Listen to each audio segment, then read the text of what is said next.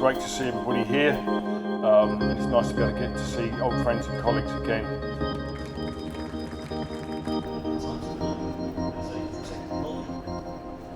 And our residents as well. You know, what we have. 30 stories worth of fire hose seems like a lot, doesn't it? Anybody wants to talk to Tom or I about what that looks like? Looking at penetrations, looking at the fire stopping elements we're putting in buildings. That's another sort of energy sustainable technology that sort of is great but works against us. It also burns the grass in my yard.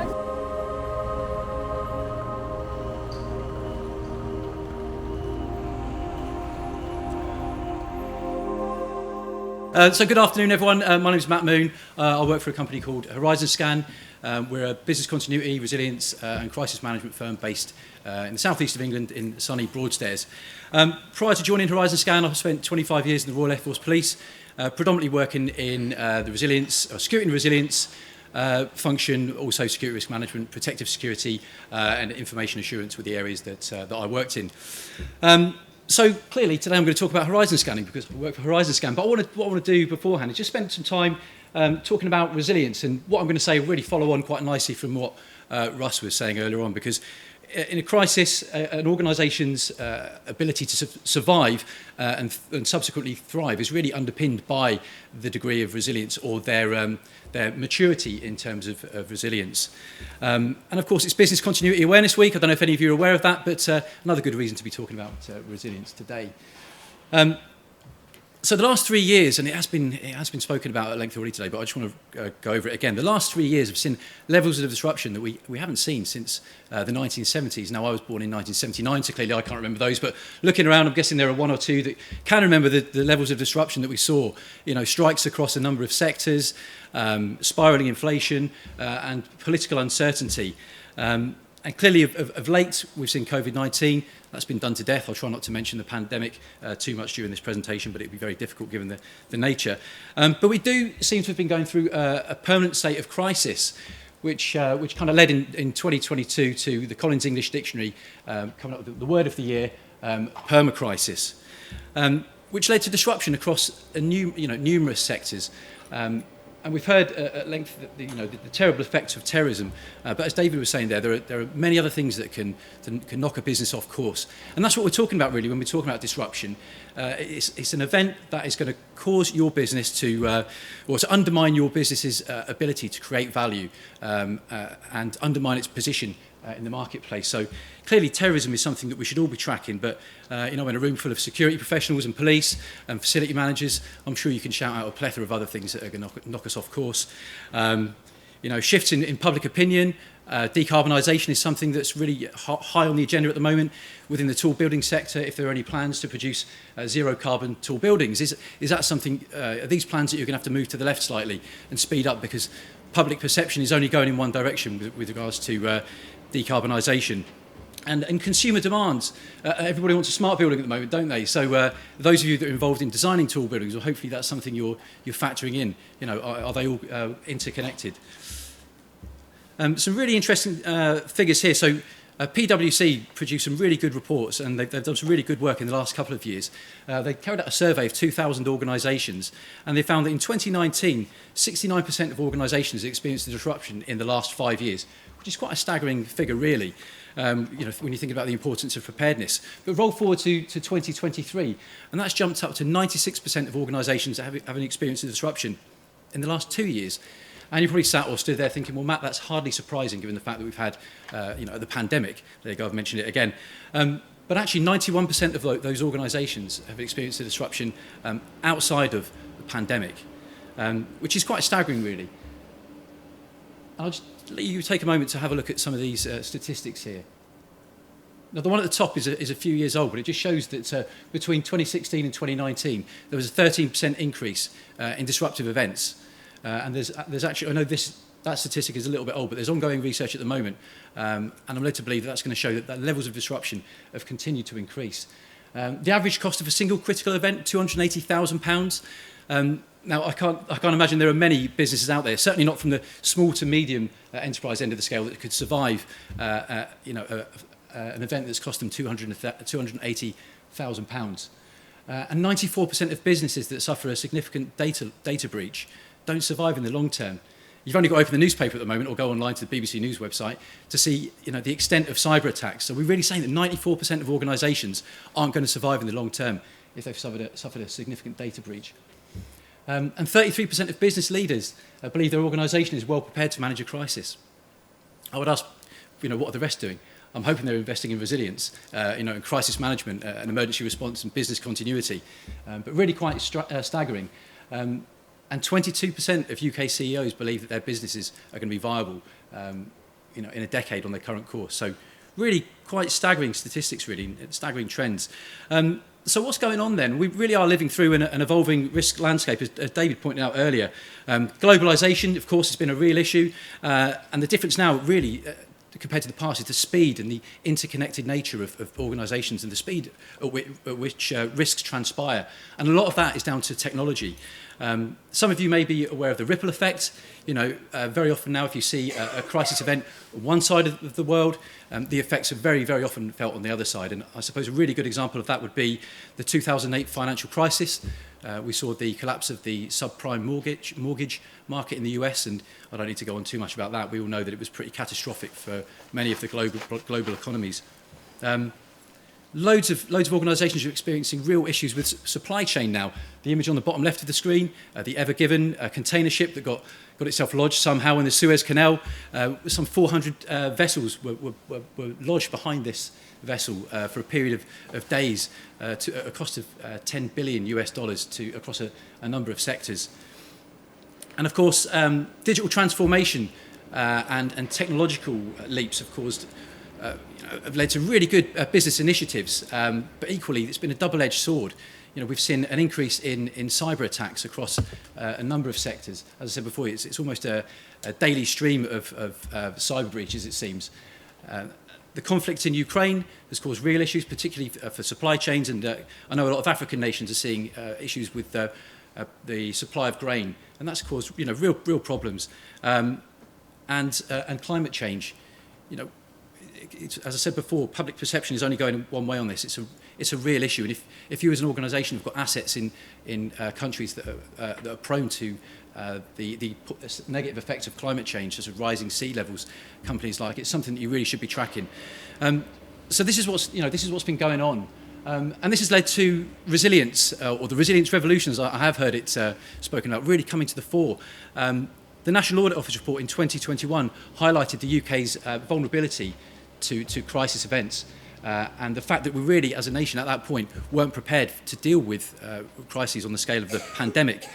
And of course, this led to the concept of organisational resilience really coming to the fore.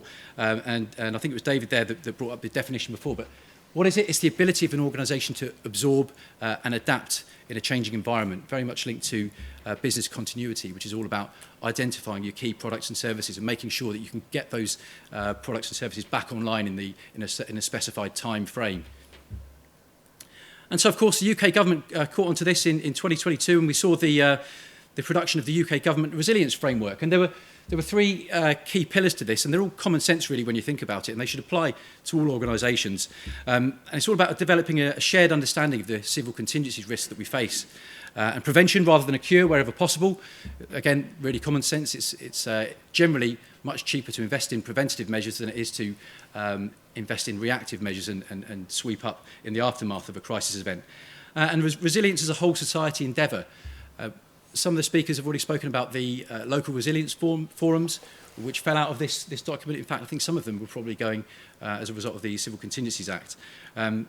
What was really good, bit of a geek on this topic, clearly, but a couple of days ago I went online and had a look at the local London Resilience Forum and the minutes from the most recent meetings. It was great to see that it wasn't just the fire service and the police and London Ambulance Service that were in attendance. It was members of the local community, religious groups, shopping centres, schools.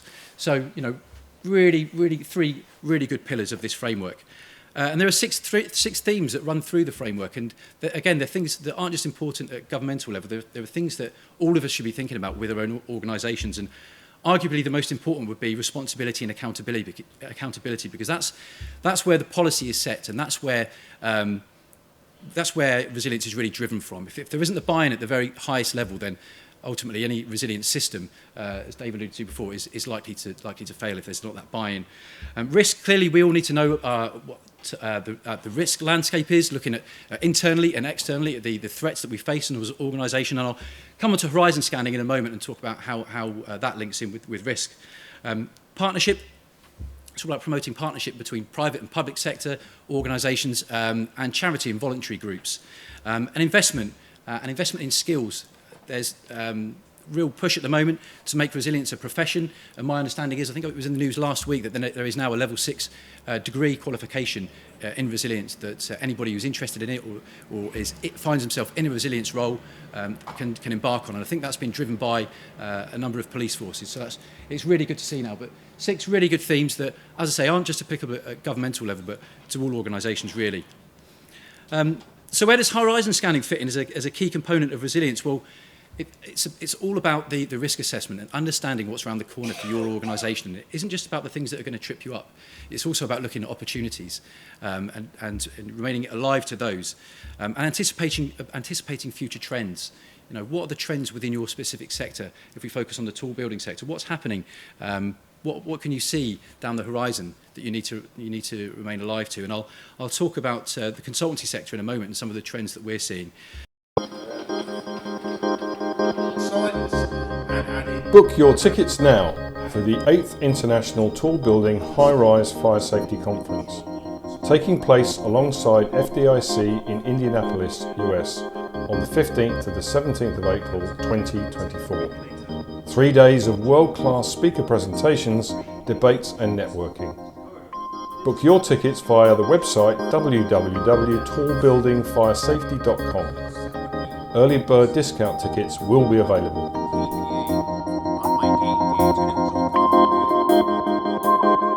The Tall and High-Rise Building Fire Safety Management course is ideal for anyone who has responsibility for fire safety management in tall and high-rise buildings. It is a 5-day intensive course with world-class instructors. You can get full details of the course on our website www.tallbuildingfiresafety.com.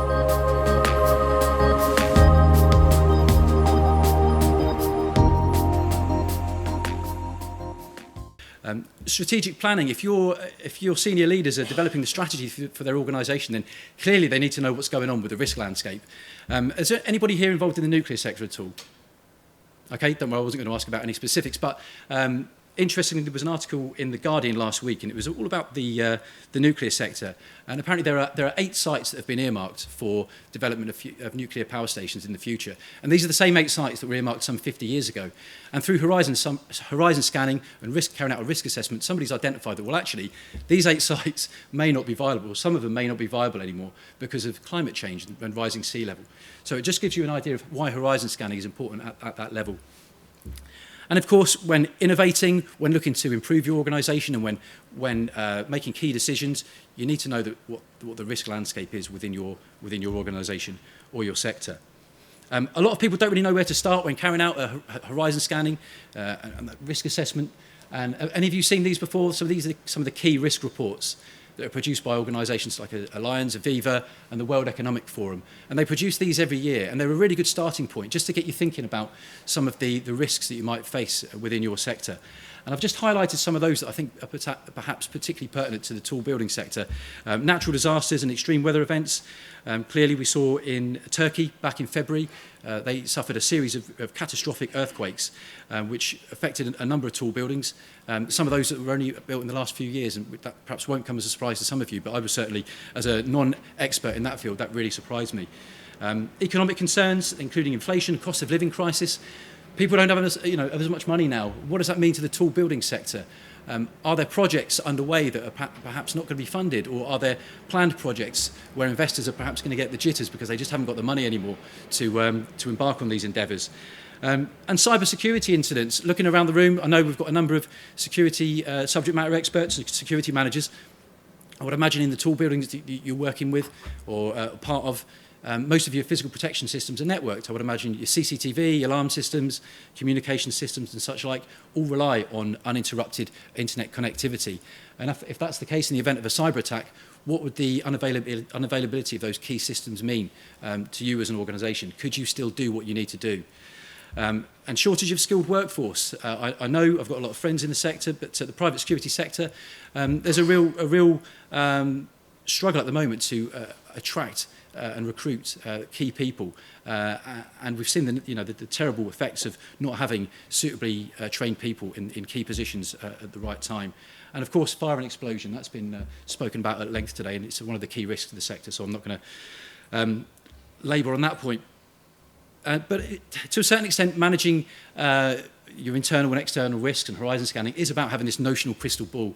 You've got to be interested in your sector and you've got to understand what's going on. And it's all about looking for potential risks and, as I said before, opportunities. And it's important to take a broad view, not just focusing internally on what your organisation is doing. You could be incredibly resilient. You could, your risk forum could get together on a daily basis and you could really understand what your key products and services are, what it is you need to deliver, and the salient risks to your organisation. You could have really good mitigation measures in place and outstanding plans that are going to get you back up on your feet as quickly as you need to. But what about your third parties? What about people outside of your organisation that you're heavily reliant on?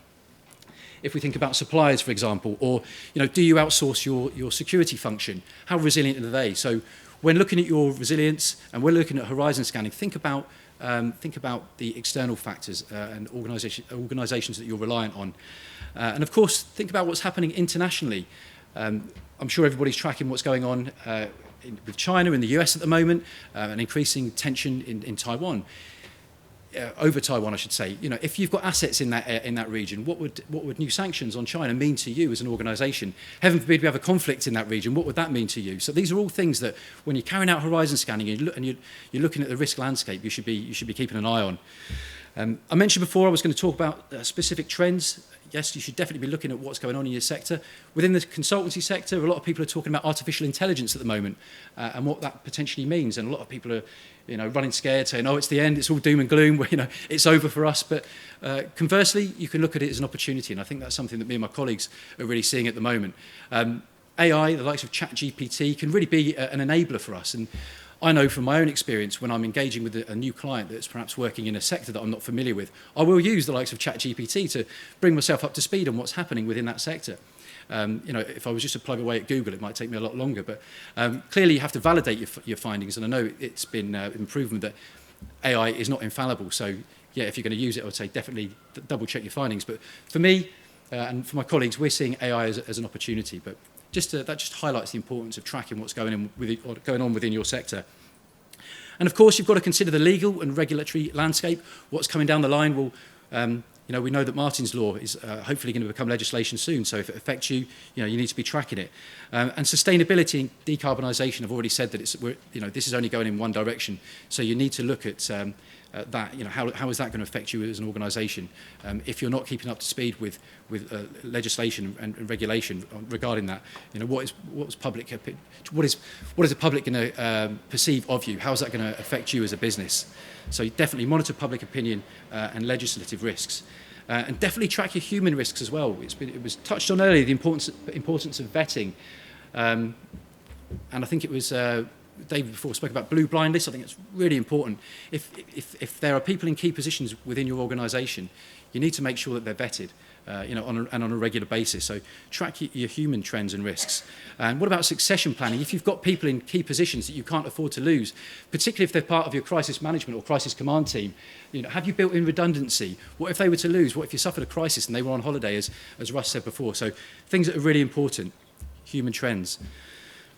So when you're looking at horizon scanning and you're bringing together your team, what's the best way of doing it? We would always say bring together a small, if you can, bring together a small, diverse group of people. And if you've got a devil's advocate amongst you, don't cast them aside, as a lot of people have a tendency to. Bring them in, because they'll challenge your perceptions. There's no point when you're carrying out a risk assessment, operating in an echo chamber. You need people that are coming from different areas of the organisation with different viewpoints. Difficult in smaller businesses. I recognise that there might only be one person carrying out that horizon scanning activity, but there's so much information out there online. LinkedIn, I'm always amazed at the amount of really valuable insight that people are just happy to throw out on LinkedIn. So, if you're a one-person band carrying out the horizon scanning, then make the most of LinkedIn and other media resources and contacts. If you're a security manager in one tool building and you don't know the security manager in the neighbouring building, then for goodness sake, reach out to them. And curiosity, it goes without saying, if you're in a risk function, then you need to be alive to what's going on within your business and your sector, remain interested. So other benefits of horizon scanning, risk is something that really trips people up, and understanding the terminology. And I've found that through horizon scanning and through talking about risk, it really helps people to develop a better understanding around things like risk ownership, asset ownership, and control ownership. So that's one of the real benefits. And of course, by carrying out horizon scanning, it helps us to develop future-orientated business continuity plans and crisis management plans and crisis communication plans, etc. And what's also really useful, and I think it was touched on earlier, the results of that horizon scanning should feed into your risk register. And when you're planning crisis simulation exercises or tabletop exercises, those exercises should reflect your risks. There's no point carrying out a CSE on something that's unlikely to happen. So a real benefit. And of course, forewarned, forearmed, that old adage, really does bear out when it comes to horizon scanning. Something that a lot of people ask me about is how you can measure your resilience system or your business continuity management system. And it's a really good question, and it's very important. If you want to know where you are in terms of resilience and how you're going to improve in terms of maturity, then something we really advocate at Horizon Scan is the BCI Good Practice Guidelines, Business Continuity Management Lifecycle. And you'll see all of the elements there. Policy and program development, for example. Do you have a business continuity resilience policy? That's something you absolutely should have, and you can set out key performance indicators across all of these. Do you embed business continuity and resilience in business as usual activity? If you don't, it's something you should definitely think about. When you're having regular management meetings, is resilience or business continuity an agenda item? Analysis, do you carry out a business impact analysis on a regular basis or annually, as we would suggest, or whenever there's a significant change within your business environment or within your business? And when designing and implementing your business continuity solutions, do they reflect your business impact analysis? Can you get your key systems up and running to the point or within the time frame specified? Can you achieve your recovery time objectives? And of course, validation. It's been said at length, but it's definitely worth finishing on. Are you validating? Are you testing your plans as frequently as you should be? So definitely, if you are looking to measure your maturity, set key performance indicators against these themes. And so finally, I think it's always good to leave with a few top tips. And I'm aware that these slides will be shared anyway, but embed resilience in business as usual activities wherever you can. I said before, if you're having regular management meetings, put resilience in there and get talking about the risks that you face as an organisation. Align resilience-related activities. I know from experience from working in the military, people have a tendency at times to work in silos, and you can see the security function over here in a silo, business continuity or resilience over here, health and safety over here. Get together at least perhaps once a quarter to talk about the risks you're seeing. I'm not saying you've got to do it every month, but certainly every now and then get together and talk about the risks that your organisation faces. And examine your supply chain risks. I mentioned it before the importance of looking outside of your organisation and not just being focused on what's going on internally. Understand what those key service providers or where they're at in terms of their own resilience and how they could potentially affect you. And articulate risk in a way that's meaningful. And this isn't meant to be patronising, but again, it's something that I've come across a lot. When you're trying to get the buy-in of the senior leadership team, it's really important to articulate risk in a way that relates to them. So link it to the organisation's objectives. That's really important. And if you know the financial impact of that risk event occurring, then all the better. And let the senior leadership team know. And finally, we've done this to death. Test your plans. Dust them off. Review them as often as you can. Make sure that they're fit for purpose, and test them. On at least annually, if not more regularly. Thank you very much. Hopefully, Russ, I haven't run over. I think I might have shaved 5 minutes off the schedule there. But thank you, everybody, for your time. If you'd like to know more about Horizonscan, it's always good to finish on a plug, isn't it? Please scan this QR code. And if you'd like to get in touch with me, there's my email address down there. And feel free to tap me up on LinkedIn. But I don't know if anybody's got any questions. I think we've got 5 minutes. Brilliant. Okay, thank you very much.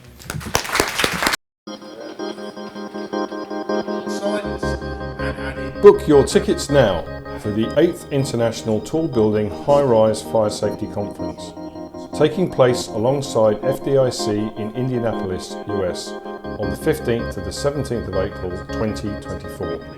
3 days of world-class speaker presentations, debates and networking. Book your tickets via the website www.tallbuildingfiresafety.com. Early bird discount tickets will be available.